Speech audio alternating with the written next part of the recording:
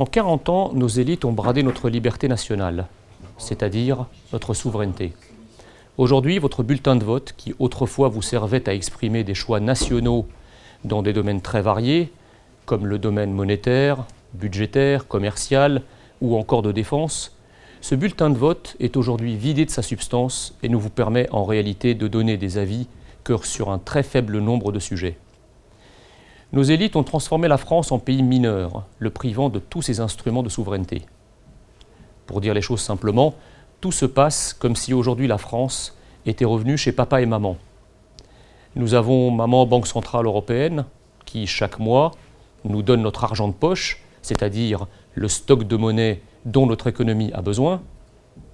Maman Commission de Bruxelles qui nous dit comment il faut le dépenser cet argent et qui nous tape sur les doigts si nous le dépensons mal, ce sont les sanctions budgétaires. Nous avons Tata Cour européenne des droits de l'homme qui ose donner des leçons à la France, patrie des droits de l'homme. Nous avons Papa OTAN qui nous désigne notre ennemi et qui nous dit comment il faut le combattre, etc. Bref, nos élites ont multiplié des tutelles qui ont infantilisé le peuple français, c'est-à-dire vous. La France, évidemment, ne peut pas se satisfaire de cette inféodation qui est contraire à son histoire, à son rang dans le monde et à ses valeurs. Il est temps de briser ce carcan et de reprendre en main notre destinée collective.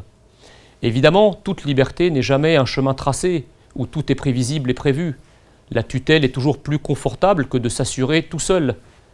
La vie est matériellement plus confortable dans l'antre familial qu'en dehors. Cela est vrai pour un individu comme pour un pays. Pourtant, aucun d'entre nous n'a jamais renoncé à sa liberté individuelle sous prétexte que celle-ci était difficile à assumer.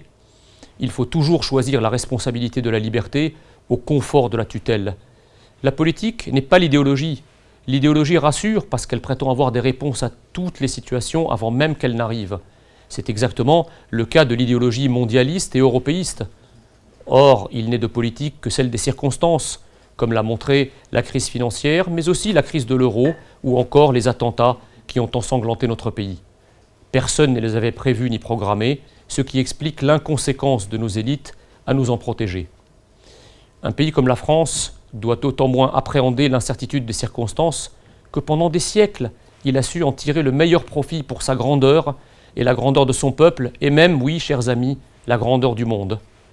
C'est cette nouvelle page qu'il nous faut désormais écrire afin de refaire de la France un pays majeur dans tous les sens du terme.